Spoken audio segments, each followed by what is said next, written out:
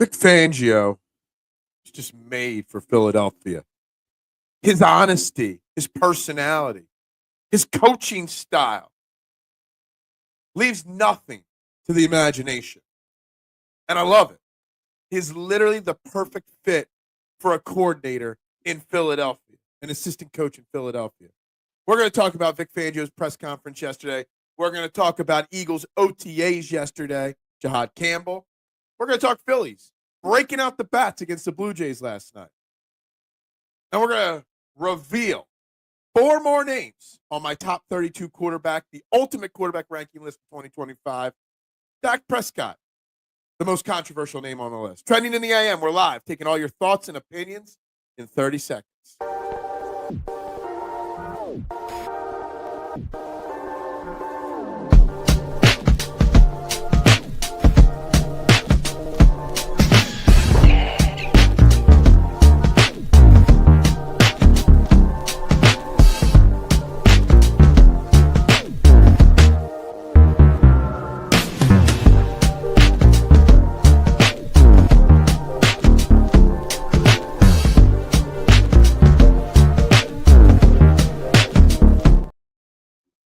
And a very good morning, everybody, and welcome to Trending in the AM right here on the STT Sports Network. We are live, YouTube and Twitter. Guys, wherever you're watching, please hit that like button. Please hit that share button. Of course, subscribe to the STT Sports Network. As we continue to grow this great network, as we continue to put out great content on a daily basis, the only way we can grow this channel is by hitting that like button, hitting that share button, subscribe. Also on the YouTube page, we got a live poll going today. Are you concerned with Jihaad Campbell's injury return and his lack of practicing? We're going to dive deep into that today. Some things that Vic Fangio had to say. And you can never, when you're talking about Vic Fangio, say he didn't say much because he tells you everything, guys. But before we get into all that, of course, like, share, subscribe. Would greatly, greatly appreciate it. I'm Phil Stiefel, your host, guys. And we got lots to dive into today. Obviously, Vic Fangio spoke, not just talking about Jihaad Campbell, talking about Nakobe Dean, Jalen Carter, Cooper Dejean, Bryce Huff, Chauncey Gardner-Johnson, talking about Jordan Davis. So much talk yesterday from Vic Fangio, and he gave us so much insight, as he always does. Never holds back, never pulls any punches. We'll talk about OTAs, what went down yesterday at practice, at least the portion that was open to the media. Phillies yesterday broke their losing streak, beating the Toronto Blue Jays 8-3 up in Toronto. Bryce Harper back in the lineup, and instantly the Phillies put up a 6 spot in the first inning. You got to love to see it. So we're going to talk about that as well. And then at 9 a.m., 1 hour into the show, we are going to drop 4 more names on my ultimate NFL quarterback ranking list for 2025, including one top 10 name. Is it Dak Prescott? Dak Prescott's going to be one of the 4 names revealed today. We're going to have to just wait and see till 9 o'clock. Let's just dive right into the conversation and the early comments. Good morning, Adam. How are you? Steven Fuentes, the Bryce is right. Welcome back, Dinger. Let's go. Happy hump day. Yes, absolutely. You did predict 2 home runs. You only got 1 home run, but still. Good morning, Little G. Hope you are well today. Yes, kick the Cowboys' ass. Good morning, Duck. Hope you are well. Duck says, we have a depth at Campbell's position. We have depth at Campbell's position, and he's just the newest member of the team, and we can't wait to see him play. That's all its presence on Christmas Day. Gotcha. We are going to talk about this a lot today. Vic says Davis is looking fit, staying fit from the end of last season.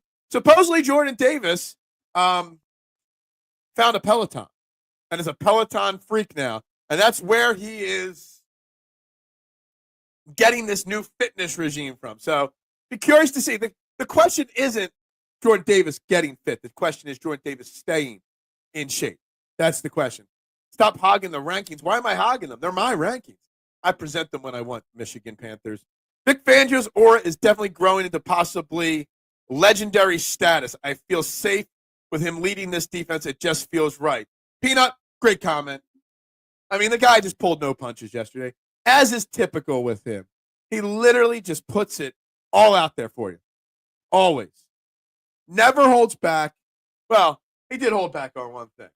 He was asked about Jordan Davis, and he's talking about how Jordan Davis, best shape of his career, etc. And then it was followed up, why did it take so long for Jordan Davis to get in shape?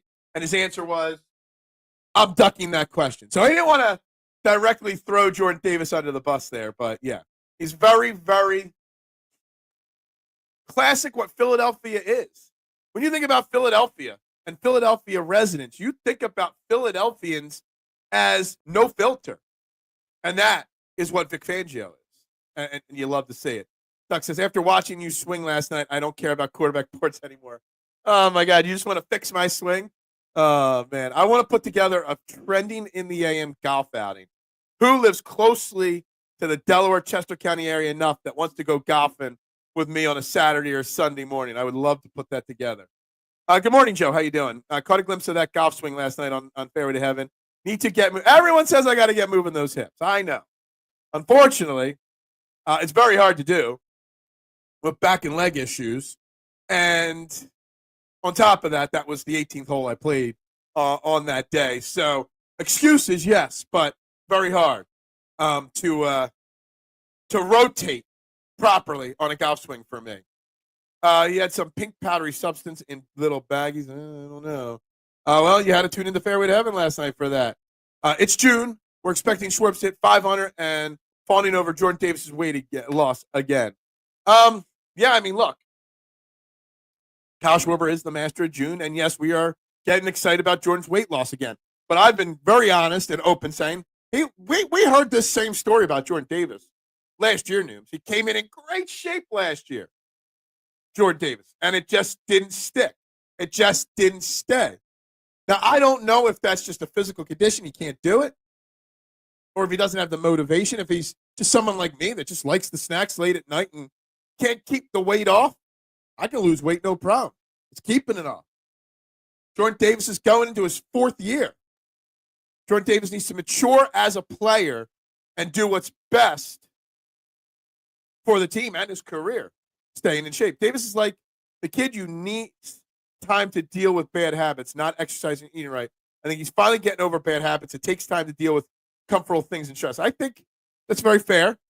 Now, time will tell, Duck, if he really, truly maintains it or not, whether he keeps riding that Peloton. Can't imagine Pelotons are even strong enough to hold up Jordan Davis's 500-pound frame. You have to get that thing reinforced. Well, that's a shame, Michigan Panthers UFL. The only pink powdery substance in that video last night was his butt and swoop. Oh, my God. Trending in the AM, mini golf charity challenge would be fire. Who wants mini golf? No. No mini golf, like real golf. Real golf. I don't mess around like Steven Fuentes with any of that mini golf BS. No. We play real golf here. I believe in Jordan Davis. I believe too. Set up around the pizza shop. Hole 6 is the pizza oven. Oh, my God. Davis rides a Peloton. Yeah, Peloton, not Peloton. Yeah, absolutely. All right, so obviously the poll question right now, so make sure you guys are voting on the poll question. Make sure you're liking and sharing and subscribing to this show today. The biggest news, in my opinion, coming out of Vic Fangio's press conference before practice yesterday was obviously that of Jihaad Campbell. And he talked about, first and foremost, so everybody wants Jihaad Campbell to be on the edge, play that Micah Parsons type role. Vic Fangio was very open and adamant and honest that he is learning to play inside linebacker next to Zach Bond. That is going to be his position when he plays. And the big key there is when he plays. Vic Fangio held nothing back, saying he's working on inside linebacker. There's a lot to learn, a lot more to learn at that position. But he may not practice till sometime in August. This is eerily similar to Cooper Dejean last year. Coming out of the draft with an injury, wasn't ready to practice till midway through training camp, got in late into like the 3rd preseason game, and then we didn't see him regularly on the field until after the bye, week 6. Jihaad Campbell's going to a position that's very difficult to learn under Vic Fangio, middle linebacker. Jihaad Campbell is hurt. Jihaad Campbell, we may not see on the field till in the regular season regularly till week 4, 5, 6. Now, reports from practice starting inside linebacker with Zach Bond in 7-7 and 11-on-11 drills with Jeremiah Trotter Jr. But this defense, without Jihaad Campbell and Nakobe Dean, who he said straight up, Nakobe Dean, we're not going to see him play football for a very long time again. So we might not see Nakobe Dean at all this year. He'll probably start on the PUP list, then we'll see. Yes, Jeremiah Trotter Jr. is going to get that first crack. But behind Jeremiah Trotter Jr., if he does not work out, there's not much depth at linebacker. So are you concerned with Jihaad Campbell not being ready for week 1 of the NFL season? Nakobe Dean, Rick says, going to be for longer than people. No, I agree with Nakobe Dean. I said that there's a chance he might not play at all this year, which would be a damn shame for a guy that was so great last year for the Eagles up till he got that injury in week 16 or week 17. It's a damn shame. It's a contract year for him as well. But there's a chance he doesn't play at all. And if he does, it'll be late in the season, and it'll be brought in sporadically. Noom says, people really want to put Jihaad Campbell in a box or a category. Just let the dude be the dude. Well, first we got to let the dude get healthy and continue to learn Vic Fangio's scheme. That's the first and most important thing. I don't see any reason to force Campbell into rotation so fast. I want this monster healed and to be ready to be 100%. Absolutely, Peanut. Absolutely. You want him to be 100%. And I'm not asking to force him. I'm not asking any of that. But does it concern you that after him, because Nakobe Dean isn't going to play much, if at all, this year, you got Trot and you got Smile Mondon? That's it. That's a lot of pressure to hope that Trot in his second year is ready to go. That Trotter Jr. can start at a high enough level to not be a weak spot on this defense. Steve says, mini golf is way better than real golf. I can wear my slides, play mini golf. You can do whatever you want, mini golf, exactly. Tony doesn't want his son living with him. Oh, that, yeah. Sopranos reference there. I'm not concerned. We have players in camp that would love that opportunity. In camp. But we're talking about the regular season here. You got Trot, you got Smile Mondon, you got Dallas Gant, you got Lance Dixon. They're the names on the depth chart at linebacker right now, interior linebacker. Rick says, and I know, Rick, you've said this before, I'd be surprised if Campbell plays regular season snaps before November. Now, I'm leaning a little bit sooner than that. I'm leaning to him having a similar time frame as Cooper Dejean, which was week 6, which was what, mid-October, early October? I think it was early October. That's about what I'm looking for.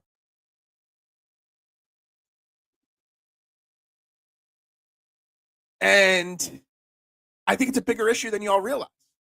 I truly do. I do. I think Campbell will be this season's Dejean. He'll come in a little late. And look, once Dejean came in, he was as advertised. Remember, like, Jihaad Campbell was a top 10 pick that fell to us in the draft late because of injury concerns. Cooper Dejean was projected by a lot of people to be a first-round talent. And because of injury concerns, fell into the second round to us. So there could be a lot of career year one trajectory between Jihaad Campbell and Cooper Dejean. Nooms, you say, Dean seems like he's going too fast with the rehab. I don't know if that's yes or no. I haven't heard much about his rehab other than what Vic Fangio said yesterday, that he ain't ready.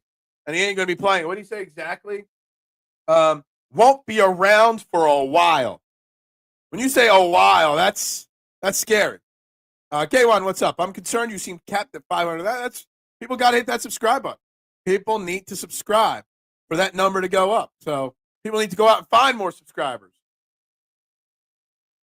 Trotter Jr. going to be a pleasant surprise that a dude was a beast at Clemson, and think people forget that. I mean, the guy fell to the 6th round in the draft. So he might be a pleasant surprise.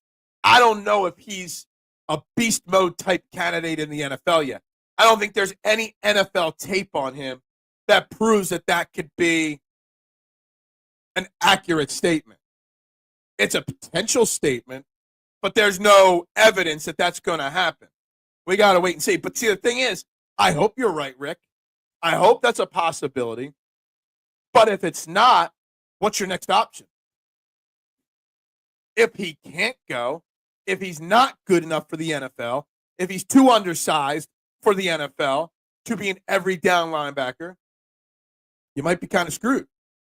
Now the Eagles have the ability to bounce things around, they could play a dime defense if they wanted to. They can move people around the defense. All that is very, very possible and very capable for the Eagles. But there's a depth issue with Jihaad Campbell not being ready. Will The Sopranos have rewatch value? Absolutely. I've watched the whole entire series at least 1,000 times. We still need an edge rusher. Well, they're not bringing one in yet. Now, they may add one soon. They still have one roster spot available now that the Bryce Huff trade's official. And shockingly, it's not a 2027 or 2028 draft pick. It is a 2026 pick. It's a fifth-round pick that has a condition to turn into a fourth. We don't know the conditions yet. They're going to bring somebody in, but it's not going to be a big name right away. We might not see Dean until week 10 to 12 based on what I have seen in the media threads. I think that's the earliest you'll see Dean even available is week 10 to 12. And even then, it might just be on special teams or as a healthy scratch. You might not see him play on the field if Campbell's playing the way we expect him to play at all, honestly. Especially if Jihaad found to be a middle linebacker. Yes. I know you've talked about this before, Rick. The average recovery time for Jihaad's injury is usually at least 8 months. I hear you on that. Now, I just go off of what the reports are saying, and you're the only one saying that. And I'm not doubting you. I'm just saying I got to take all this information and come to a conclusion. And my conclusion from everything is week 5, week 6. When's our bye? Week 9? He'll be back before the bye. He won't have that bye week to kind of integrate himself. But based off of Vic Fangio's comments, I could see it a week 4, week 5, week 6 kind of start time for him. It seems that more shorts you put out there, that you seem to get 1 or 2 more subs. I had one short the other day. I did like 1,500 views. And I gained 1 sub. Problem is putting together the shorts and having the time to put them together. Dean's injury was a patella, and that's a significant. There are people. We talked about it a few weeks ago.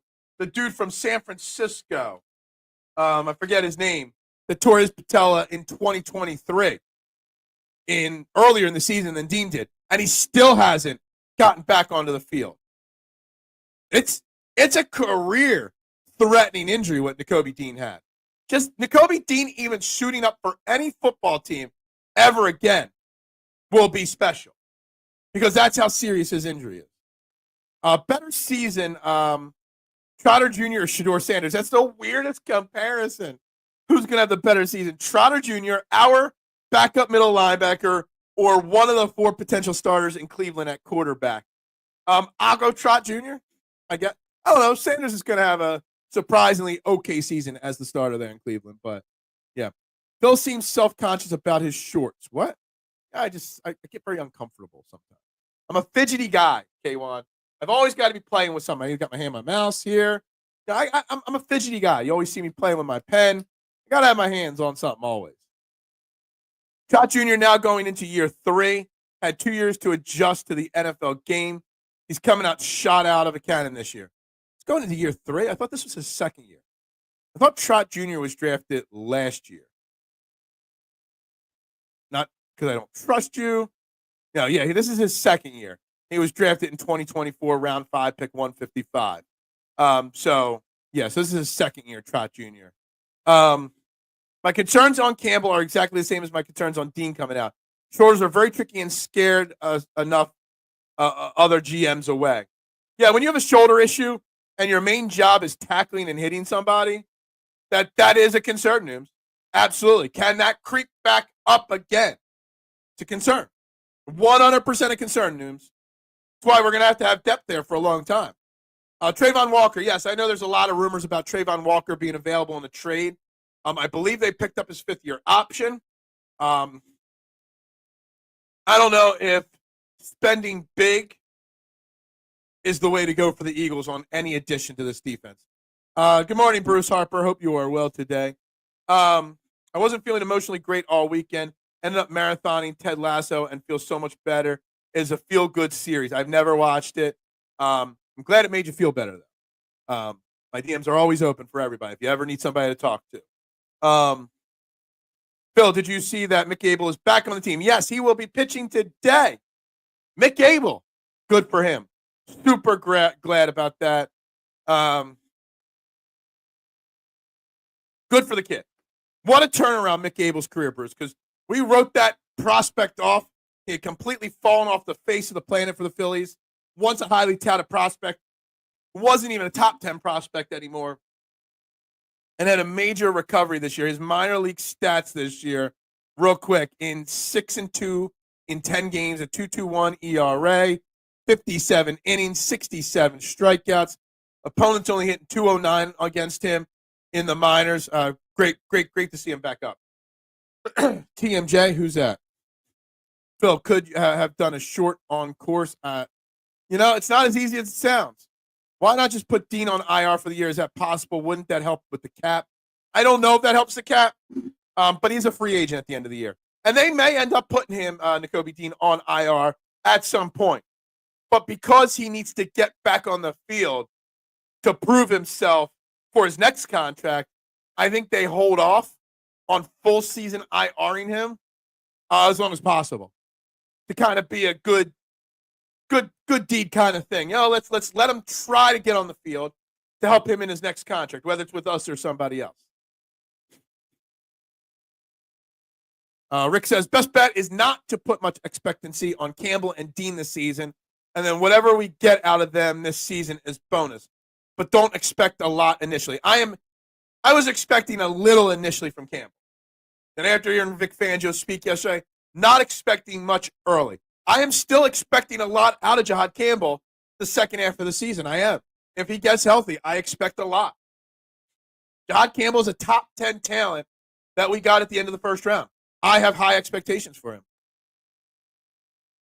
I could do a short with my shorty. No. Ron Jones was the best Phillies career to be ruined by patella tendon tears, 2 of them. You might have to refresh my memory on Ron Jones there.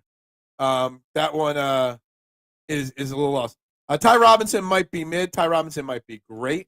How about that? Yes, it's his second year. I confirm that. Try to find it being the UFL soon. Maybe. We need 1 years of lot on a lot of positions. Yeah, we need 1 years on a lot of positions. Yeah, I gotcha. Who's Jamie Tart? I don't know what that is. Heard Ted Lasso has another season coming out soon, but in USA this time. Isn't that on Apple? I don't pay for Apple, so I've never watched it, never will. Not paying for Apple. Abel stopped skipping leg day, strengthened his core, and his delivery is more effortless because of that. Now, I don't know that was his problem when he was struggling because I don't watch a lot of minor league baseball news. But it's just great to see someone like him, even though he's only, 23, I believe he is. Someone like Mick Abel could have easily just been like, you know what, F it. I've lost it. I'm never going to make it to the bigs. I'm done. But he really put the effort in. Despite being so young, he could have given up. But he really put the effort in and has turned himself into a damn fine prospect again. Nope, IR does not save you money. It just opens up the position and protects the player from getting grabbed by another team if you place him on the practice squad. Yeah, that's what I figured. Roy Kent is ever freaking where? What? I expect the Birds to wild card their way to the Super Bowl next year. Yeah, I haven't figured out my record prediction for the Eagles yet. I know it's going to be a much tighter battle for the division than most realize. It's going to come down to those 2 Washington games the last 3 weeks of the year. Who wins the division, the Eagles or the Washington Commanders? We're just going to have to wait and see how the season plays out and how healthy this team is. But I fully expect, I'm seeing so many people putting out their record predictions right now. We don't even know who's going to make the team. We don't even know who's healthy at this point. Anybody that predicts a record for the Philadelphia Eagles on June 4th is just doing it for nonsense. It's impossible. What's so hard about shorts? Time. I already give out a lot of my time to you guys. There's only so much time in the day to create content. I do have a full-time job and a full business to run. I can't create more content right now, Michigan Panthers UFL champs. Like seriously. Phil, these have been Ted Lasso all of them are Ted Lasso comments? Okay, gotcha. Don't know anything about Ted Lasso. I have a sinking feeling the Commies are going to win the NFC East. I mean, it's very possible.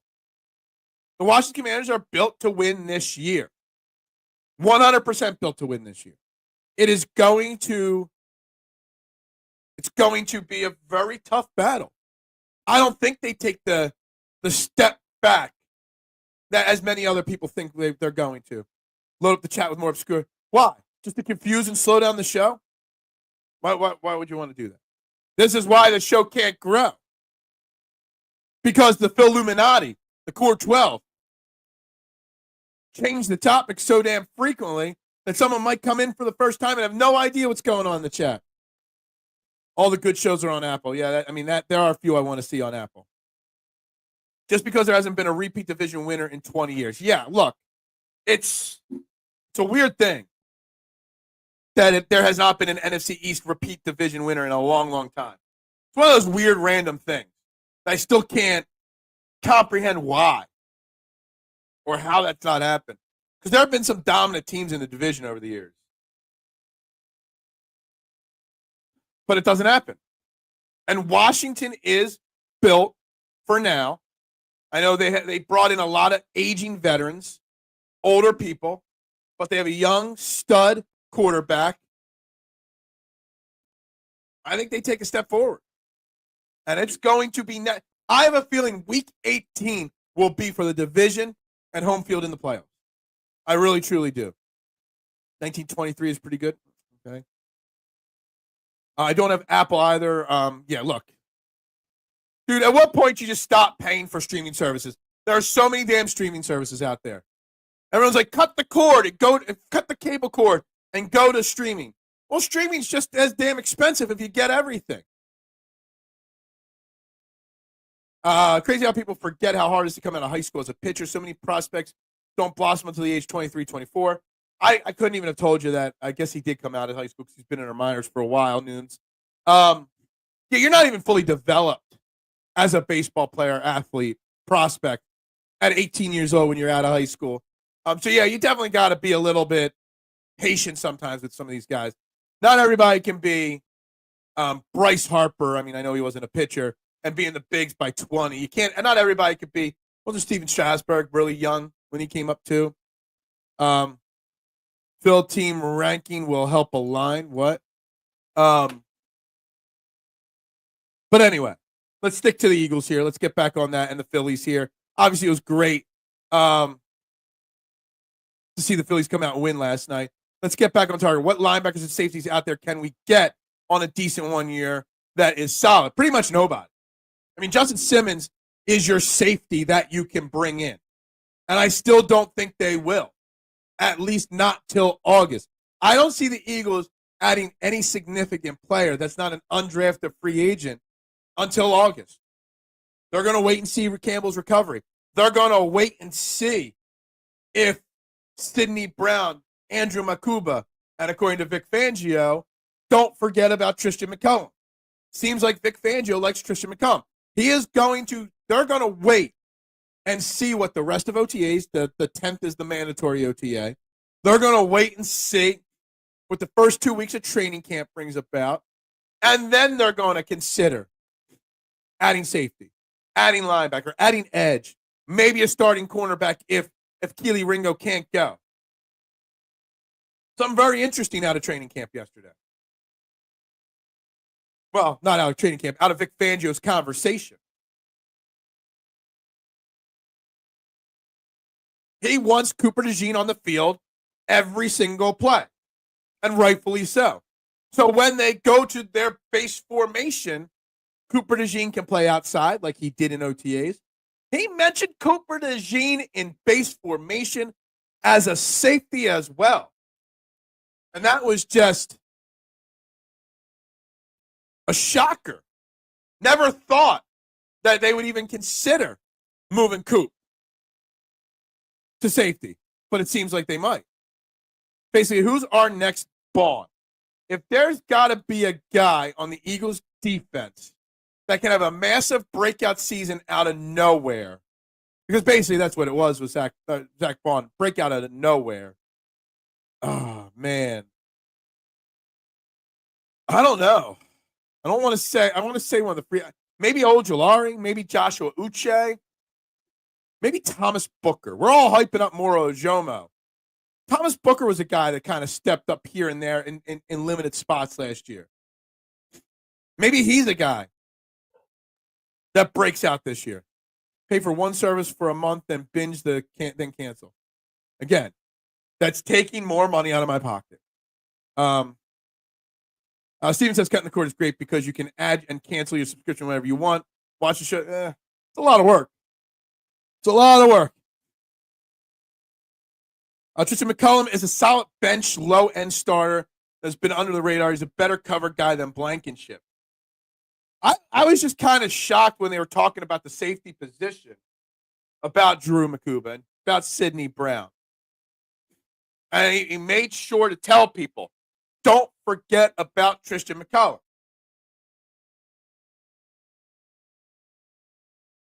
He's in the battle, is the word that Vic Fangio used. And you love to see it. You love to see another name like Tristan McCullum thrown out there. Dejean has played safety on several plays in college, so that is not super. No. I know it's not. And I know he did. And I know there were some draft experts last year before he came out in the draft, or before the draft happened, that projected him as a safety in the NFL. I think he might have been listed as cornerback / safety on draft sheets from some people. So I know he's capable of it. But he's the second best cornerback on this team. So the fact that they're considering that tells me they have a little bit more confidence in Keely Ringo than I do. I do not use TiVo. I think because Vic plays safety as umbrella cover more than anything else, if the running back gets to the safety, a ton of things went wrong. Yes. Bruce says, I hope Abel will be a superstar, and also Andrew Painter if he can come up. Andrew Painter will be up after the All-Star break. I would not be shocked there. The problem with the Phillies rotation is, Bruce, what do you do? If Mick Abel truly is a big league starter, and Andrew Painter is what we expect, a superstar, that means you've got Zach Wheeler, Aaron Nola, Christopher Sanchez, Jesus Luzardo, Mick Abel, Andrew Painter. Technically, you got Ranger Suarez this year still. You still got Taiwan Walker under contract. You got 8 starters, 7 under contract next year. You can't trade Nola. You can't trade Walker. Their contracts are just untradeable. So what do? You probably, if Mick Abel's the real deal, maybe you move Ranger Suarez, but you still got a surplus of starting pitching. You can never have too much pitching, but what do? You're going to be put in a very tight bind starting pitching. I also hope we don't trade them. They're not going to trade Andrew Painter. There is a scenario where Mick Abel comes out and pitches the next couple outings, pitches really well, and does get traded. There really is that scenario. He might become one of your best trade chips. He really might become that. Him, Otto Kemp. Not sure who you would trade to keep Mick Abel long-term here. I don't know if you know, but this Eagles just used a second on safety Makuba.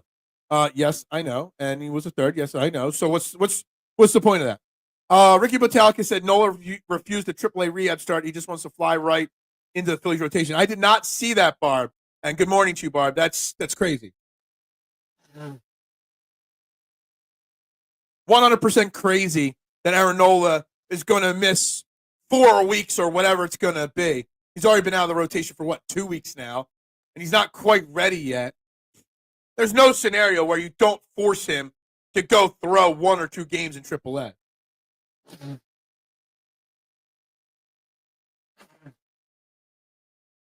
That's insane. Completely insane there. And that's where you just put your foot down and say, tough. You got to. No choice there. Second and third should be starters. Well, yeah, and Andrew Makuba is going to be the starter at safety for the Eagles, opposite of Reed Blankenship. But he is still a rookie. Sidney Brown is still a battler. But they still have a lack of depth. They've got a lot of unprovenness in that safety room right now. And that's the issue. Guys, if you haven't already, like, share, subscribe, vote on the YouTube poll. Jihaad Campbell, are you concerned with his injury and lack of practicing at this point? Well, the problem with Reed Blankenship isn't that he stinks. He's okay. The problem with Reed Blankenship, he's on the last year of his contract. And they have not extended him yet. And he did show up to OTAs yesterday. It's voluntary. And he showed up in practice yesterday without an extension, which is a major, major surprise, honestly, to me. So that's the issue with Reed Blankenship. What's his value? Will he get an extension? Or will he just play out this last year? Barb says, I don't know if Nola was actually injured. I think they just removed him. Who knows? I agree. I think it was you need a break. You need a reset. You need a maybe he had a little dead arm in him. He had lost a bunch of velocity, 2-3 miles per hour on each pitch. Maybe Nola just needed a reset and a rest. But if that's the case, and he literally sits for 4 weeks, you have to send. You can't have a guy not pitch for 4 weeks in a game and just come right in there. That's just a recipe for disaster. If it was really a mental thing like we think, Barb, then he absolutely has to get some positive innings in AAA. The Eagles don't lose any players they don't want to lose. Barb, that's a spot-on comment right there. And that's the thing that makes me believe that maybe they're not locked in on Reed Blankenship long-term. Because if they were locked into Reed Blankenship long-term, he would already have an extension, right? They've got the cap space. I know they want to roll a lot over to next year. But Reed Blankenship, you would think, after the last 3 years, would not be playing on a 1-year, $1.4 million deal, or that's what's left on his deal, if he was part of the future of this team.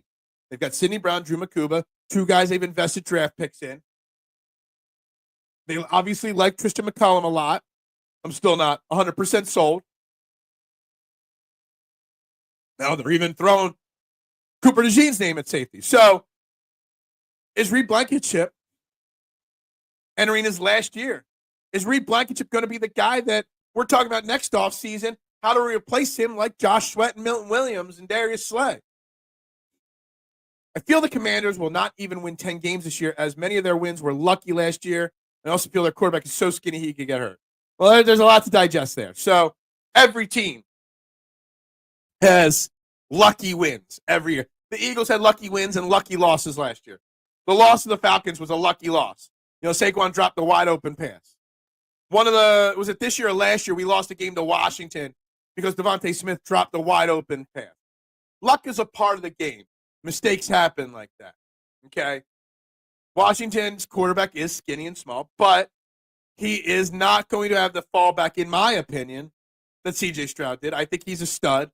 I think he's going to be a great quarterback in the NFL. My biggest concern with the Commanders is all their additions that they made. Deebo Samuel, Laramie Tunsil, all the guys they brought in, there's a lot of them, were all like 28, 30, 32-year-old players. So they built a very old team around their young quarterback. And that might be a recipe for winning this year, but not long term. But it also may be a recipe for a lot of injuries. So we'll have to wait and see on that. The Eagles will dominate the NFC East this year as we leave. We have the most talent. We do have the most talent. We do have the best coach and the best GM. That is for sure. But the Eagles have a very, very difficult schedule, in my opinion. I like Blankenship. He will make a few dollars in free agency. That's the thing, mister, and good morning to you, mister. It's if the Eagles don't value Reed Blankenship to X level, right? Say they offered him already a deal. 2 years, $18 million. 3 years, $20 million. Let's go with that. 3 years, $20 million, $8 million guaranteed. You damn well know that another team in free agency will overpay him to get a Super Bowl champion safety in their secondary. To the Eagles, he might be worth 3 years, 20. But in free agency, he might be worth 3 years, 30 million, 35 million. And you know what? Some people might want to take care of their families and their life a little bit. It's not all about the money, but to an extent it is. You don't know how long your career is going to last. But that's also why I'm kind of surprised he's in the voluntary OTAs. The Reed hate is real. The defense runs through the D-line, pressure on the quarterback directly. Reed will prove most people wrong. I don't think there's any Reed hate. There's Reed confusion on why he hasn't been given any extension. And Phil, with that being said about Daniels, where is he ranked? He has not been released on this list. He is not on. I've got 4 names, and in 20 minutes, we're going to put the latest additions to the rankings up on the screen. But not yet. Not yet. I'm going to wait a little longer on that. Okay, Joe? Daniels is not on the list today. Now, I did say I'm not releasing anybody in the top 5. I will give you this hint. Daniels is not in my top 5. Close, but not in my top 5. So we will see Daniels either tomorrow or Friday added to the list. What's today? Today's Wednesday? Yeah. So either Thursday or Friday, I will add Jaden Daniels to the list. We got Dak Prescott is the NFC East quarterback on the list today. They said Stroud is limited already with a sore shoulder. Really, I did not see that. Well, yeah, it's a shame. Stroud's got a lot of unlimited talent, too. I agree with you, man. Reed is a player. People put too much disrespect. I think you guys misunderstand. I don't think there's, maybe some of us don't think he's a superstar, so to say. Maybe he's not worth millions, like hundreds of millions of dollars. He's not a top safety in the league. His missed tackle rate went through the roof last year, which is not good, but he's a solid safety. The Eagles would not let him go into the last year of his contract without an extension if he was part of the long-term future. That is all that we're saying about Reed Blankenship. That's all it is. Does the team value him? That's the question. Bruce says, I would trade Suarez and maybe put Walker in the bullpen. Well, Walker's already in the bullpen. And Suarez, if you're putting Mick Abel and Andrew Painter in the Phillies rotation long-term, starting later this year and into next year, you got to trade somebody else, too. Do you move on from Luzardo? He's arbitration eligible next year, so we've got his control next year. Do you move on from Christopher Sanchez? You can't move on from Nola. Wheeler, Nola, Sanchez, Luzardo. That's one spot for 2 pitchers. So Mick Abel might be that guy that gets traded. It might be unfortunate, but it might be. Blankenship does not have the physical talent to play the way he plays. His coverage has been failing, proven by QBR. He just get a lot of ESPN moments. Yeah, he's a Reed Blankenship. This is not a knock on him. This is not a disrespect him, as Rick would say. He's a boom-bust player. Hence why he has a bunch of 7 interceptions in the last 2 years, but he also had a 14% missed tackle rate last year. He had 14 or 15 missed tackles last year. So, boom, bust. Leggett dropped game winner. Luck. Exactly. Everybody, every team in the NFL has at least 1 or 2 games they win via luck. So I'm not a big fan of that excuse right there. No one is building around Reed Blankenship, but he is also a Super Bowl champion, a guy that's been on a winning organization. So someone might spend more than the Eagles are willing to on news. Quietly, Taiwan Walker's put up decent numbers. Definitely more of a bullpen guy. Keeping under. Yeah, absolutely. I've applauded Taiwan Walker massively, many times. The fact that he put his head down, got in great shape, willing to bullpen start, bullpen, whatever's asked of him, being a great team player, and having a turnaround of his season. I mean, that was not on anybody's bullpen card that Taiwan Walker is going to have the start to the season that he's had through the first 2 months. So I give him a major kudos just for putting the work in. Blankenship in Philly is worth about $3.5 million. I think you said that yesterday.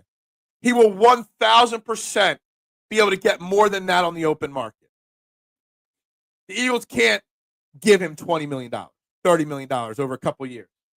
Not when you got to give Jordan Davis 130. Not when you got to give Nolan Smith an extension. Not when 2 years from now you got to give Quinion an extension. Reed Blankenship's going to be a casualty of the numbers crunch.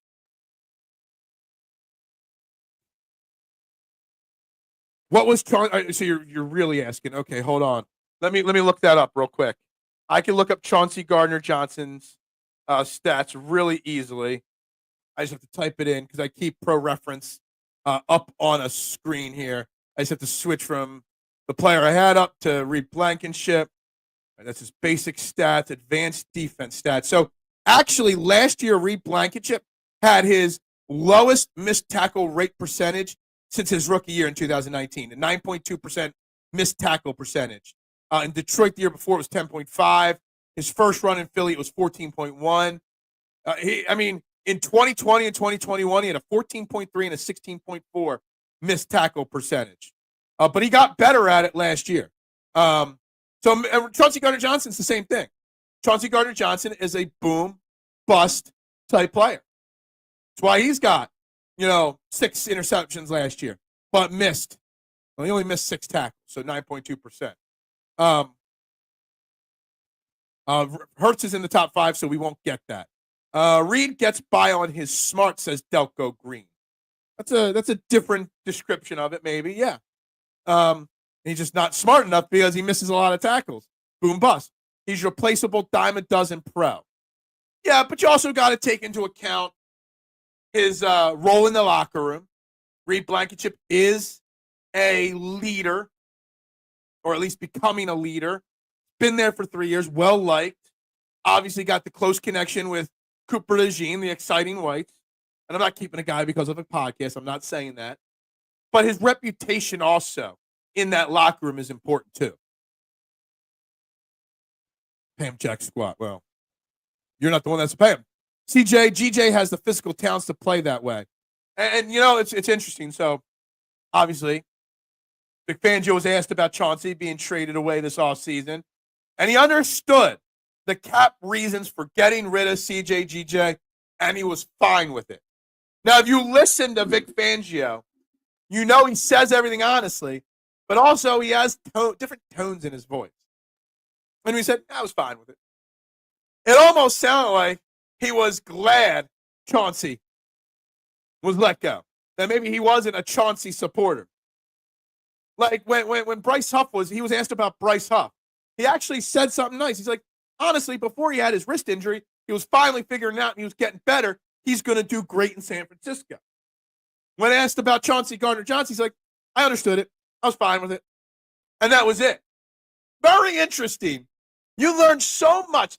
Like, Vic Fangio is so honest, but also he puts those subtle little tones and words into what he says.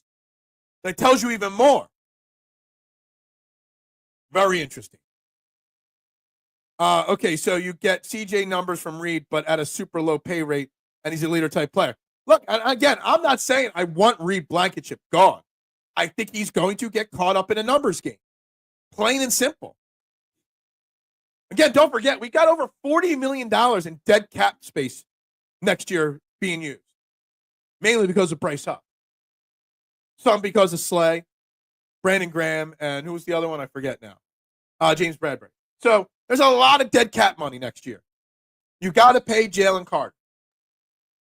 There's a lot of money on the table. It's just going to come down to the numbers. Does Reed Blankenship value being on the Eagles more than a much larger? If the Eagles are willing to give him a 2-year, $8 million contract, and another team says, I'll give you 3 years, 30, he's going to take the 3 years, 30. It's just plain and simple. There are void years out yeah, I know, with this team. There's so many void years. That is how he does it. I get it. But $40-some million is a lot for 4 players just next year. Now, Howie Roseman does figure out a way to circumnavigate it, get around it, figure it out, and he'll pay guys and take on more dummy years. At some point, 5 to 10 years from now, the Eagles are going to be a complete disaster with the salary cap. But by that point, we'll have how many more Super Bowls? So I won't care. That's at least how I feel about it. I want to get Blankenship for what he's worth. To the Eagles, that number's 3.5, no more. Other teams will give him more because of the ring. Absolutely agree with you. And now if the Eagles offer him, say, 3 years, 2 years, $8 million, 3 years, $9 million, something like that, and the best he gets on the free agent market is 3 years, $12 million, yeah, maybe he turns down $2 million to stay with the Eagles. But if there's a $10, $15, $20 million difference in offers, Reed's as good as gone. It's a shame. It'll be a sad day. But it is what it is. Or maybe Reed Blankenship pulls a Josh Sweat, a Dallas Goedert, Avonte Maddox over the last couple of years, and gets allowed to test free agency. Doesn't like the offers he gets, and comes back to the Eagles on another one-year deal next year. I could totally see that being the case. Reed Blankenship doesn't get what he wants, comes back next year on a one-year, $4 million deal. It's how he learned from Bonita method in a more controllable. Yeah. It will not be a disaster. We were able to get out of the hole of the Wentz contract. We got out of the hole of the Wentz contract and still made the playoffs. So, yeah. They will take 2 seasons of BS and rebuild. They will never rebuild. Okay? You can never use the term rebuild with Howie Roseman and the Eagles. You have to use the word retool. Rebuilds take 3 to 5 years at least. Retools are a 1, maybe 2 year fix. So Howie Roseman will retool. He'll find a way out. And I told you, talked about it a couple times this week, that all the money, $30 million more than anybody else in the NFL on offense is being spent this upcoming season. And that's with Jalen Hurts making like next to nothing this upcoming year. The defense is 31st in the NFL in money spent with Carter, with Nolan Smith, with Quinion, with Coop, all these guys. That's going to slowly creep to even, and the defense might overtake the offense in spending at some point. It's very likely, very possible. Fangio knows what he can and cannot ask Reed to do. He learned that the first 4 games of last year, especially against Baker Mayfield. That Baker Mayfield game, that Tampa game, that was just a terrible game. I blame Big Al for that game, just so you know. And Big Al knows why. That was Big Al's fault, that game right there against Tampa Bay. Week 4. All right. What else did Vic Fangio have to say? Do I got any other? Jordan Davis, talking about him getting in shape. Tristan McCullum, Jihaad Campbell, Bryce Huff, Cooper Dejean. He talked about Jalen Carter as well. We might save some of that Jalen Carter talk. Retool. Rebuilds in the NFL isn't what it used to be. As long as we keep the trenches strong, everything else can be rebuilt. We will need to look at a new quarterback in 3 to 5 years because of money. I don't know if they'll need to look at a new quarterback in 3 to 5 years.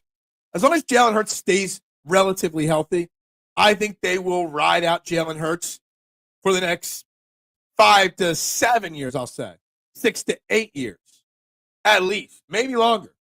I think Jalen Hurts is here for his career. I really, truly believe that. That's not because I want to make jokes with Rick about Tanner McKee. Has nothing to do with that. I think the combo of Hurts, Sirianni, Roseman, and Lurie are all on the same page about the future success of this team, how to build that continued success, what they want this team and organization to look like and be like. I think they're all linked together. And if Jalen Hurts is gone in the next 3 years, that means probably that Nick Sirianni is gone too. Because that means of a total disaster with this team. What positions on defense are the most valuable? Would you pay a safety a big contract? In this day and age, mister, no. You can't pay a safety a big contract in the NFL. I get it. You pay your defensive tackles, you pay your edge rushers the most money. Now cornerbacks are creeping up into that defensive tackle level. Safeties do not get paid. And that's just plain and simple. Safeties are becoming the new running backs in the NFL. Less and less safeties get paid in the NFL on a regular basis. So I think you're right on that, mister. You're definitely right on that. What's up, Bert? Good morning, Phil Illuminati Gatekeeper. I'm not concerned about the rookie's injury. This team does a great job at rehabbing players.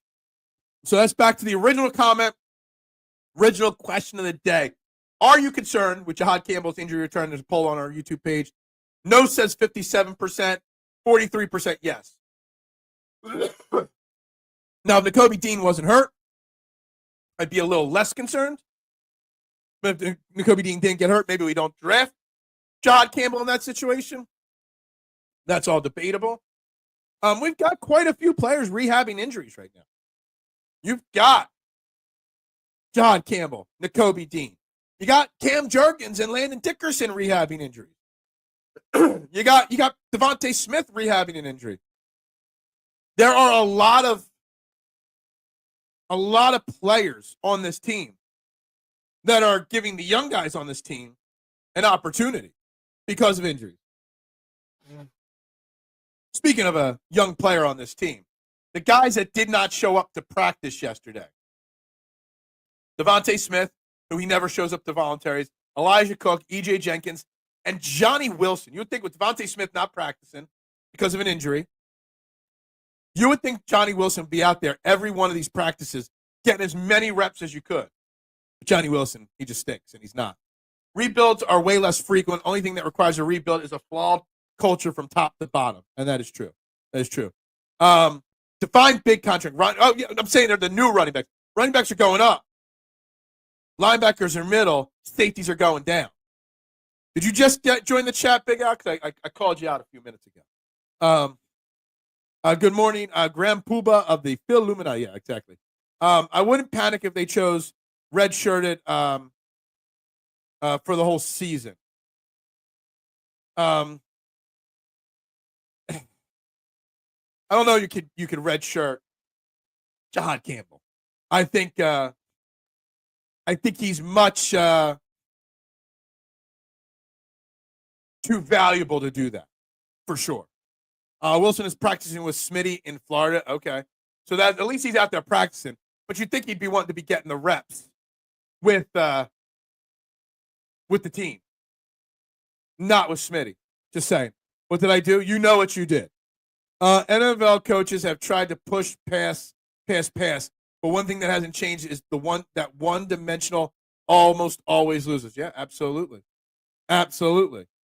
Guys, we're almost at the top of the hour. It is almost 9 a.m. It is almost time to reveal the next 4 names, which I guarantee you are going to be very controversial on this list. All right? Very controversial I actually think all 4 of the names and where I put them on this list is going to get me crushed. Dak Prescott is on the list. A top 10 name is on the list. Yeah, I can vouch back with that. I agree with that. We were talking about lucky wins and we were talking about different things, and some reason the Tampa game came up, and I blame you for the Tampa Bay Bucks loss last year. Okay? And maybe you'll understand why if you think long and hard about that. All right? Just think of what you were doing during kickoff of the Tampa Bay Bucks game. And you know why it was your fault. If Campbell is going to out only a little while they can put him on a short-term IR at the beginning of the season, get him through and still want to play him this season. Yeah, I don't think so. I don't even think he's put on the PUP list. I know he's not going to practice till mid-August maybe, but he'll play the same role as Cooper Dejean. I don't think Cooper was ever a healthy scratch. I think he was available in special teams early. Jihaad Campbell will be around this team right from week 1. Now, will he get on the field? I don't know. But he will play. I said it, 9 o'clock, I'll do it. Vic Fangio was talking about Nakobe Dean like he's still on the team when he knows Dean's patella tendon injury might end his career. No, he talked about him very openly. We're not going to see Dean for a while.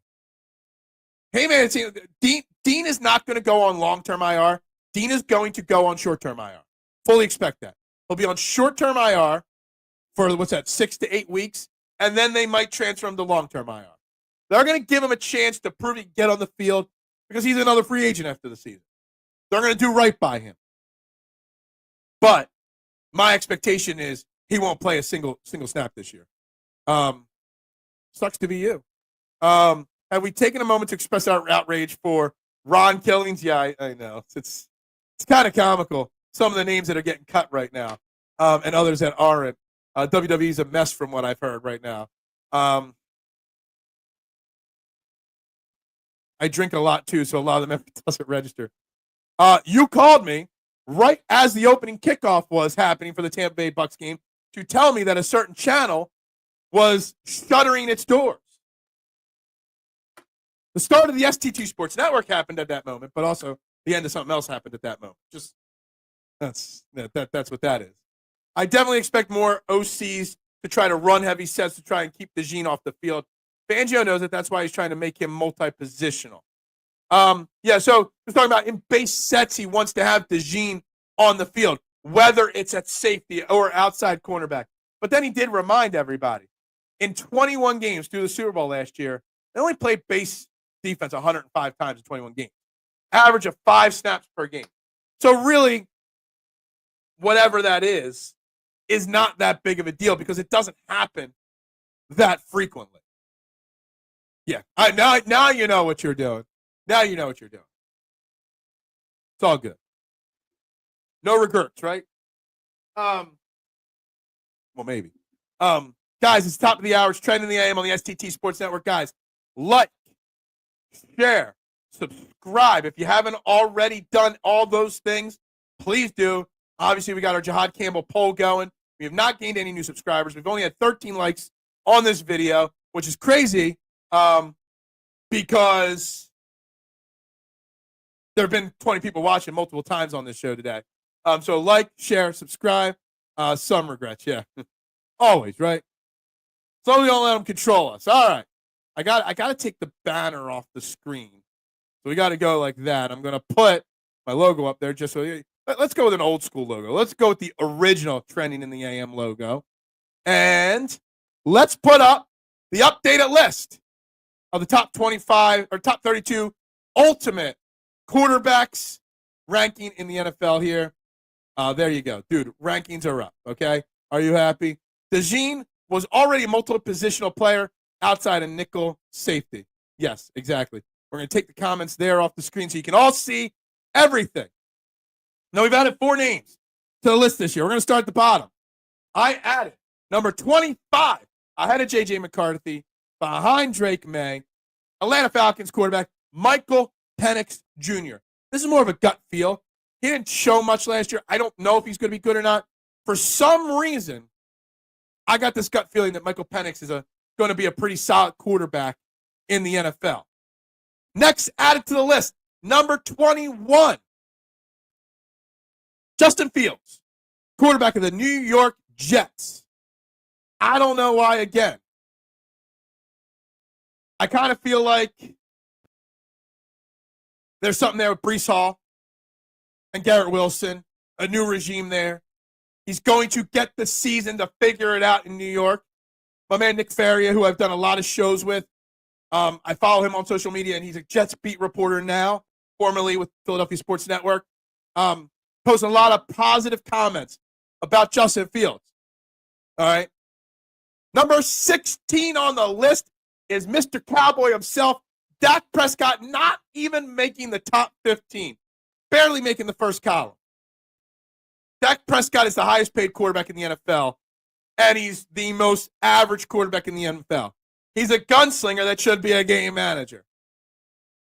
Dak Prescott, I almost put Dak Prescott at 18 or 19. And then, yes, number 8, I've got Matthew Stafford. We're just talking about 2025. We're not talking about for the next 5 years. We're just talking about going into this year. Matthew Stafford is still a damn fine quarterback who's got a damn fine team around him.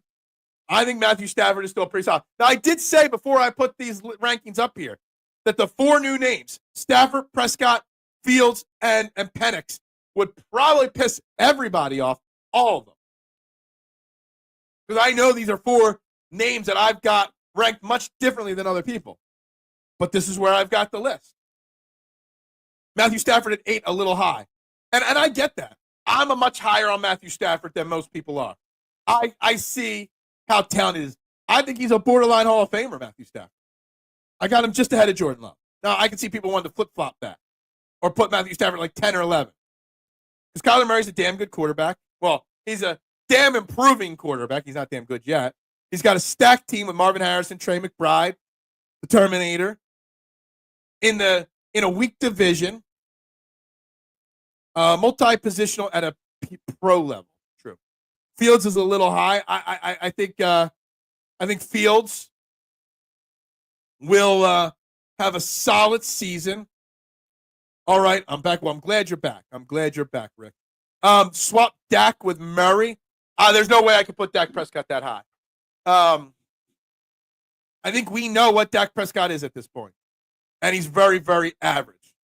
Very average. It's one thing to do it for Iowa. Yeah. That's Cooper Dejean. You are not hyped for Penix like so many others. Never understood the early hype. Like the biggest thing with Michael Penix was injuries coming out of college and his age coming out of college. I think Michael Penix is going to have a better season than people realize, but he's not going to have a great season. He's going to have limitations. So that's that. Why is Caleb at 18? Because I think he's the 18th best quarterback in the NFL. That is why. Move Bryce Young up. I actually did dabble with that idea. Did not. I did, I mean. Yeah, Dak not top 15. Yeah, that's why he's 16, not in the top 15. Mr. Mediocre Dak Prescott, yes. Now I'm open. I'm fully expecting at least one Cowboy fan at some point to come in here and crush me for this. But then I'm like, well, maybe Cowboys fans actually don't think that Dak Prescott's good. I don't know. I love Nick, yeah, but being a Jets beat guy was great for his career, but I don't know it was good for his mental health. Yeah, Nick Ferry's great. One of the smartest guys out there. And yeah, he had to go take the Jets. I mean, he lives in New York too, so the Jets are easier for his career to cover as well. But he's obviously a big Eagles fan. But for some reason, because I interact with him so much, and he's always on my timeline so much, I see all his Jets coverage all the time. So I know more about the Jets than I like to know, which is kind of sad. Penix is better, dude. We're going to find out. We're going to find out this year. Dak had everything provided for him early on. He should be tickling Jerry Jones. Man. Yeah, I think 8 is good for Stafford. I think he could win a championship more than Love could. I absolutely agree. Absolutely agree. 15 likes so the last time I checked. We've gained 2 more. I mean, that's a positive thing. You got to like, you got to share, you got to subscribe. Fields is okay. We're going to learn a lot about Justin Fields this year. I think so. I do. Penix, kind of good. We're not sure. Bryce Young has yet to impress me in the NFL. He had 1 or 2 games at the end of last year, Rick, where I started. Last year, Bryce Young was last on this list. Anthony Richardson and Will Levis were just above him. I think Bryce Young has surpassed Anthony Richardson and the other 3 teams behind him because those teams don't even have a quarterback. But out of the known 29 NFL quarterbacks, that's why he's the second to last name on this list, Rick, because he's not impressed enough. But he's getting there. I thought Nick was still living in North Jersey. Oh, maybe it was North Jersey, New York. Oh, they all consider themselves the same thing. Right? 16 likes. There we go. Rick about to learn. 70. Look at that. We're just gaining likes left and right now. Now, we probably haven't gained any subscribers, but we're working on it. We're working on it. It's all part of the process, right? All part of the process. Caleb looked terrible debut year. Yeah, look, I am not a Caleb Williams fan. I honestly have already said when we put this list up yesterday with Caleb Williams' name on it, that Caleb Williams is one of the names that I would have liked to have put at like 24, 26. I am not a Caleb Williams fan. Not at all. I think Caleb Williams is overhyped beyond belief. I think Caleb Williams is mediocre at best. But everybody seems to love Caleb Williams. There's people that have Caleb Williams in their top 12 quarterbacks this year. I mean, I think each and every one of them is nuts beyond belief. But that's a weird thing. I don't get him. I considered putting Drake May ahead of him. I considered, hold on, who do I got at 19? I got to check. Yeah, I considered putting number 19 ahead of him.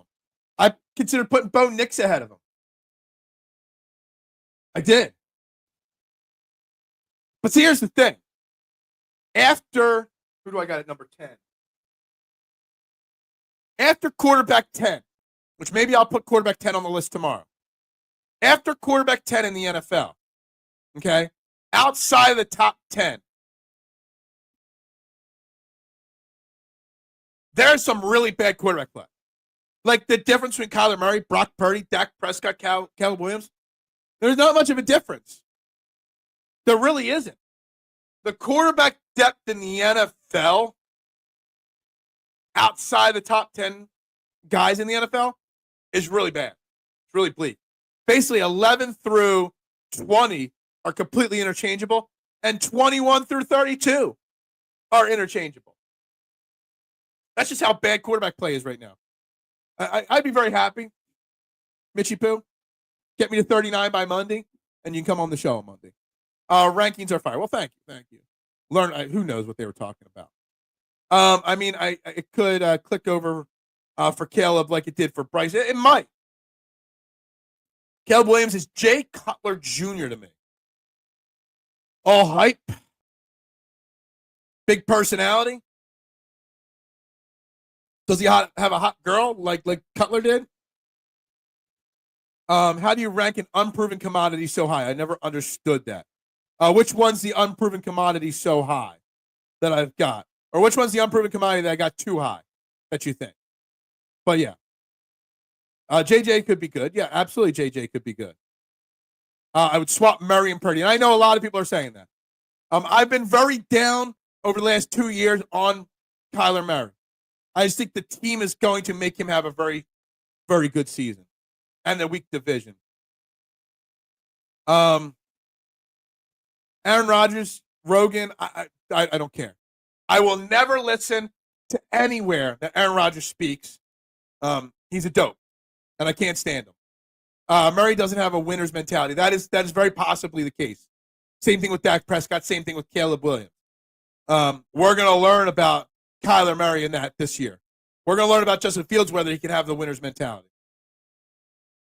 Absolutely. Cream always rises to the top. Bryce Young has done it, and that's why he's the second lowest rated quarterback on this list. Absolutely. Yeah, Jay Cutler Jr. is the best. It's a very funny comparison, to say the least. It is called projections. It's prove it, son. Yeah, that's true too. Aaron Rodgers or John Cena's heel run. They're both terrible. And I'm not watching enough of wrestling to know, but they're both terrible.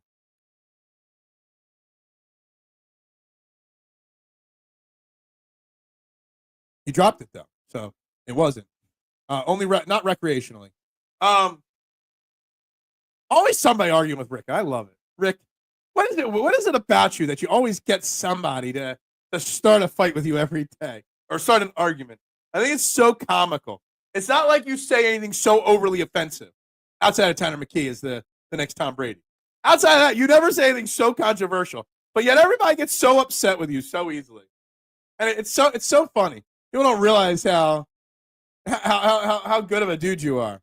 Yeah, woulda, coulda, shoulda. Luck happens. It didn't happen. It's envy. It might be envy. Don't envy. One of the 7 deadly sins. All right, so this is where the list is at this point. Barb brought this up about 30 minutes ago in the chat, and I don't know when this news broke.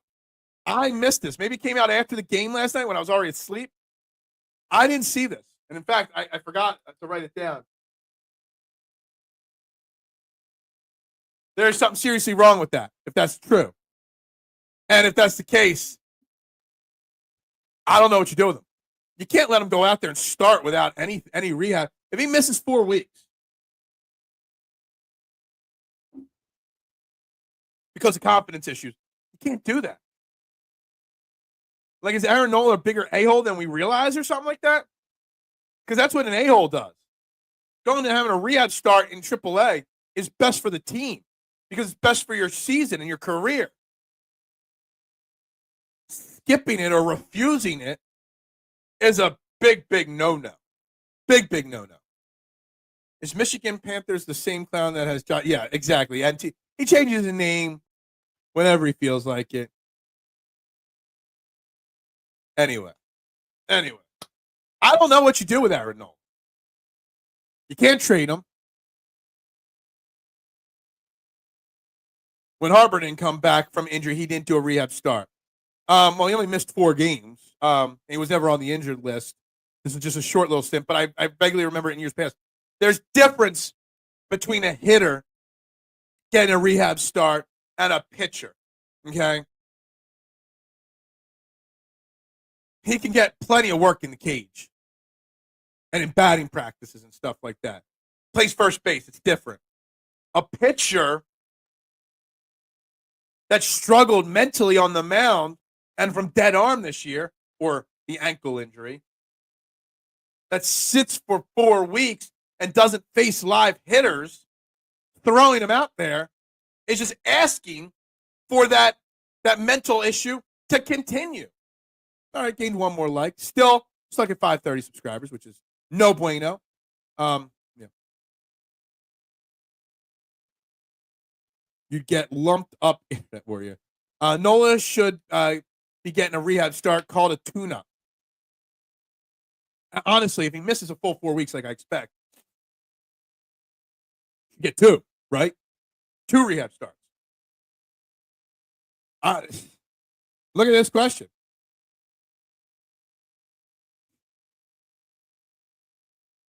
I don't think so, but refusing a rehab assignment?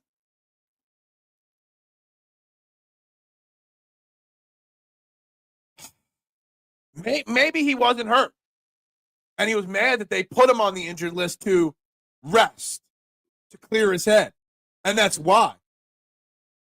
Maybe that's the issue. Maybe he really, truly wasn't hurt like we think, and he was pissed that they shelved him for a couple of weeks. Maybe there is something there. I got to say that Young and Penix too low and Murray too high. It's very, very similar to my opinion so far. I don't think Young's too low, and I don't think Penix is too low. Not yet. Not from what we've seen.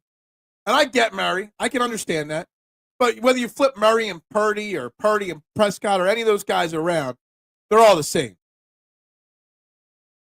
I don't think Nola wants out. I think he is mentally in a bad place, which going to AAA and pitching a couple games and dominating lesser hitters, hell, throw him to single A if you want. Letting him build that mentally confidence back up. Wouldn't that be best for business? You would think. When you have 6 pitchers outperforming you, that's how it is. And Nooms, I've said it before. No one's answered my question. What do? You've got 7 starting pitchers, 6 that are going to be here still next year if you count Mick Abel. Okay? Yes, you could trade Ranger Suarez. But who was the other one? You can't trade Aaron Nola. Not with that contract the way he's played this year. You probably can't trade Luzardo. You can't trade Walker. It looks like Mick Abel is going to have to get traded at this point. Browns are starting that first-round quarterback. I don't know who's starting for the Browns. The Browns have some options. The Steelers have no options, and the Saints are just a disaster. That's why they're at the bottom of the list. I agree, Big Al. I think Mick Abel gets traded. I truly do. I know that's not what people want to hear. I know that's not what people like the idea of, but I truly think that's what happened. Mick Abel does get traded. That's just the way it goes. Mick Abel's he's a surplus, basically. Now you let him pitch for a few more weeks if you need to. You see what Nola's like, and then you go from there. I think all the time off for Nola will be a good thing. Get body healthy and mind clear. Pleasant surprise when he returns. Yeah, that's fine. But is he going to be a pleasant surprise, Rick, if he just comes back after taking 4 weeks off and doesn't get a rehab assignment and goes out there and gets rocked in his first game? Is that how you do it? That's got a recipe for disaster written all over it. I'm a big Aaron Nola fan. I think Aaron Nola is one of the most underappreciated Phillies pitchers of all time. And even I can admit he was struggling this year. I said it was dead arm. He claims to have an ankle injury, whatever.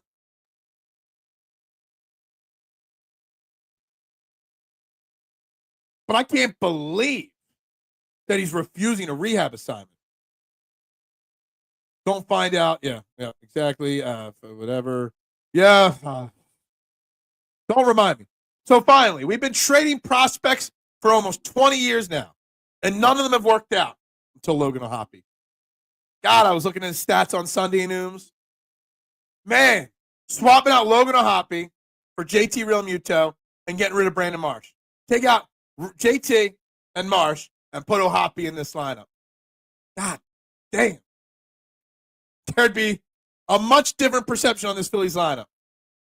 It's a damn shame. Damn shame. All right. Quarterback rankings. We're taking them off the screen for now. We're going to add a few more names to the quarterback ranking tomorrow. No doubt it, okay? We will add two more names. Well, we're going to add Jaden Daniels or CJ Stroud tomorrow, plus a couple more names. I got to figure it out. No fighting, kids. No fighting. Guys, we're coming up to the final 10 minutes. Like, share, subscribe. I'd appreciate it. Vote on the YouTube poll. We're at 59% no, not concerned about Jihaad Campbell. 41% say yes. I think we're going to add Trevor Lawrence to the list tomorrow, too. And where he is. One other little side note. We're getting to the final 8 minutes of the show here. JT did get the 10th inning game 1 home run. That happened. Yeah. There was other breaking sports news yesterday. Tom Thibodeau fired by the New York Knickerbockers after leading them to their first Eastern Conference Finals in 371 and a half years. Was it the right decision? Were you shocked? And God, I'm already in less than 24 hours annoyed by Villanova Wildcat Nation, a.k.a. Mark Moscatelli. Can't wait for Jay Wright to go to the Knicks. You know how many Sixers fans are going to become turncoats if Jay Wright goes to the Knicks? They're going to go right in, and they're going to be slobbering all over the New York Knickerbockers, the Villanova Knicks. Or the ones that love Jay Wright are going to be like, oh, no, now I hate him because he's a Knick. Nova Nation is becoming one of the most annoying things. But I was shocked. And I know Tom Thibodeau, he's got his flaws. I know Tom Thibodeau hasn't won a title. But Tom Thibodeau wasn't the problem. Tom Thibodeau wasn't the one that put that roster together, that brought in Karl-Anthony Towns. Mikal Bridges gave up 5 first-round picks for him, or whatever it was. Yeah, Tom Thibodeau burns out his starters because he doesn't use the bench, but I was utterly shocked with that. I was. This Tibbs being fired is the right move. It might be, but I think it's also kind of unfortunate. They gave him an extension last offseason. He gets him to the furthest ever, and then they fire him. It just seemed weird to me. Knicks will turn into the same dumpster fire that the Giants organization is. Maybe. I mean, he's being used as the scapegoat for the GM. You called it? Okay, I missed that. I did not see that statement from you. It's a shame. Who's a better coach in the NBA? Tom Thibodeau or Nick Nurse, Mitchie Poo? Who would you rather have as the Sixers head coach? Definitely have a trending in the PM for the top 5. All right, we'll do a trending in the PM for the top 5. When? TBD. Jay Wright wants 0 part of the NBA. Sixers fans need to not worry about that. I agree. But, oh, my God, they're already drooling about it nonstop. And all these Nova/Sixers fans can't wait for their golden goose to go coach in the NBA. It's that New York negativity. It just seeps into everything up there. True that. I was shocked. Mitchie Poo says he called it. I was shocked. I did not think that Tom Thibodeau should have been fired so quickly. I think they got to try to move on from Karl-Anthony Towns. I said Karl-Anthony Towns and Jalen Brunson would never work together. That Karl-Anthony Towns is soft as Charmin, even though he's the greatest big man shooter in the history of the NBA, self-proclaimed. I said I didn't mind you swinging for the fences and trading for Mikal Bridges.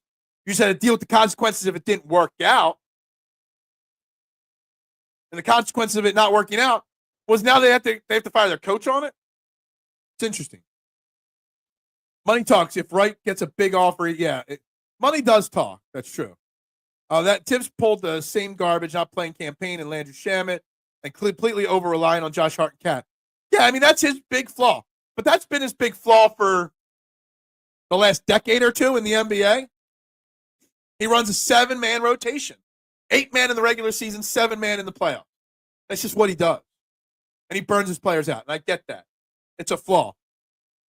But was bringing in Cat and Bridges his fault? I don't know.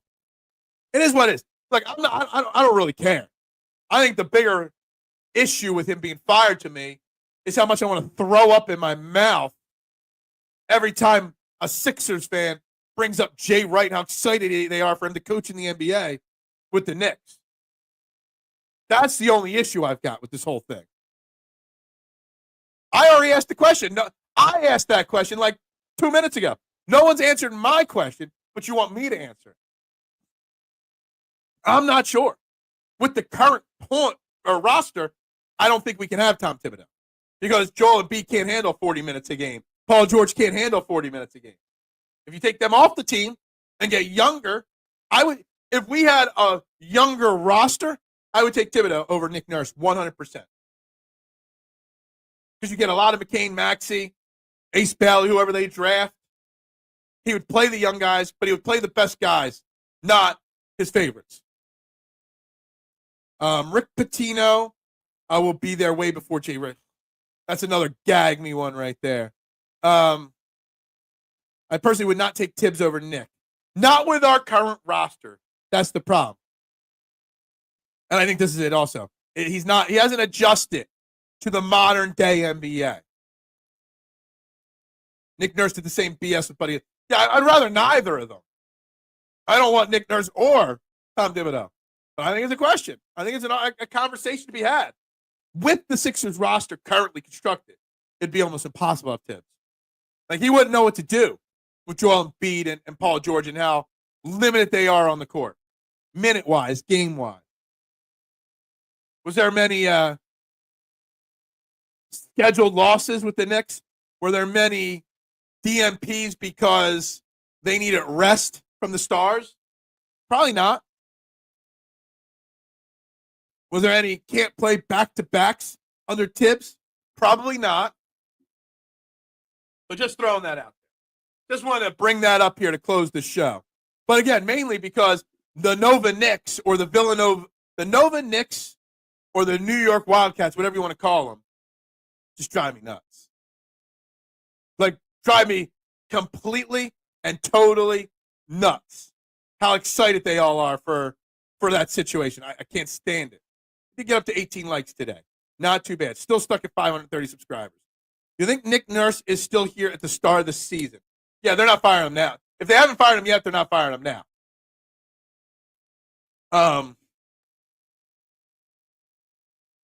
But he's on the clock. They only wanted to defeat the Celtics and not win the finals. Maybe.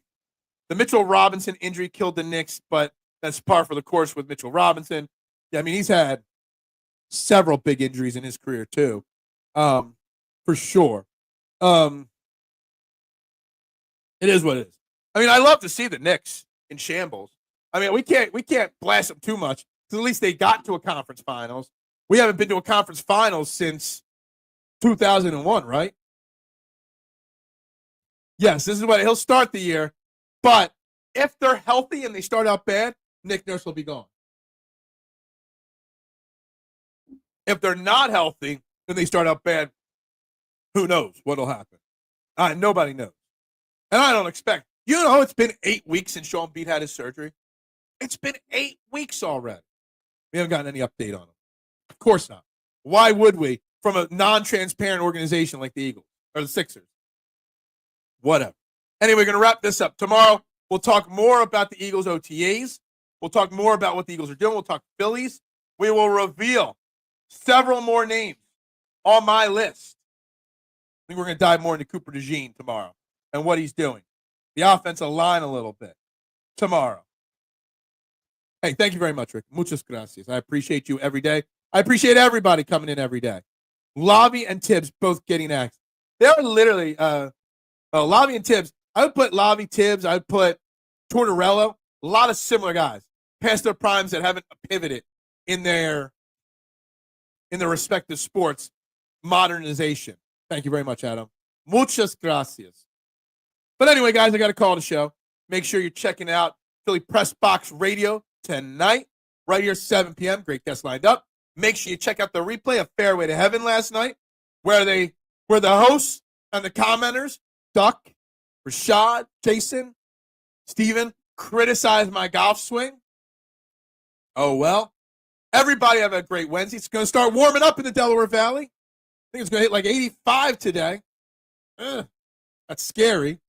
Wonder what Briere thought of Lavi or gave it a thought to bring him back here. I kind of saw somebody else tweet something, like a Flyers reporter or writer, saying something similar to him. I thought about that when they said that. Anyway, we're going to wrap it up. Everybody have a great Wednesday. Stay cool. Enjoy your day. Like, subscribe, share, tell a friend, tell one, tell all. Can we have more than 530 subscribers by the time I go live tomorrow morning? Who knows? But I love it. Everybody have a great day. Enjoy it. Pray no rain on Saturday. Delco. I meant to text you. Maybe we'll see if you're free on Thursday or Friday. Come on for a little bit, Big Al. I'll text you a little bit. Everybody have a great day, guys. Go Birds. Bubbles up.